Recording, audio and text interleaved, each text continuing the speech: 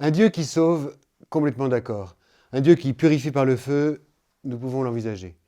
Mais un Dieu qui condamne définitivement, la réalité de l'enfer, littéralement ce qui est en bas, est affirmée dans les plus anciens textes de l'Écriture.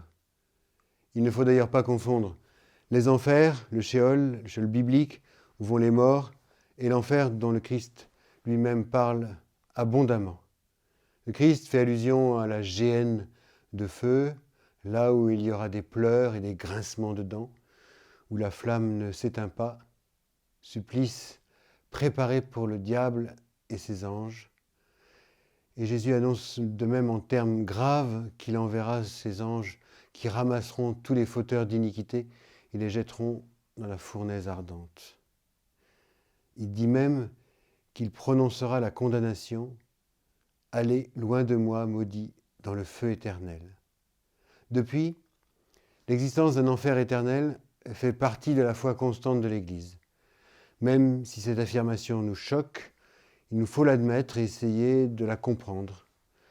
Dieu a créé l'homme libre et responsable en prenant le risque que son amour soit refusé.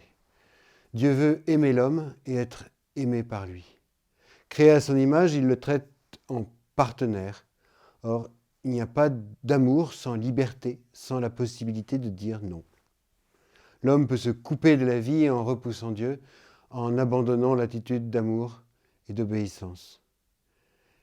L'existence de l'enfer montre jusqu'où va l'amour de Dieu, son respect pour la créature.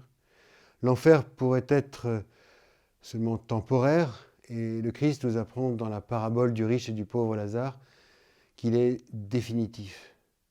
La décision que prend l'homme en refusant Dieu est définitive et se maintient donc éternellement. Pendant la vie terrestre, les choix humains sont révocables. C'est un appel à la responsabilité et à la conversion ici. Même l'homme le plus déchu est capable d'un mouvement vers Dieu pour le reconnaître comme son créateur. Ce mouvement, si faible soit-il, le sauvera. Dieu ne prédestine personne à aller en enfer. Il faut pour cela un refus volontaire, obstiné de Dieu et y persister jusqu'à la fin. L'Église canonise, mais n'a jamais mis quelqu'un en enfer. L'enfer n'est donc pas une vengeance de Dieu, mais une condition pour que puisse exister une relation libre d'amour entre Dieu et la créature.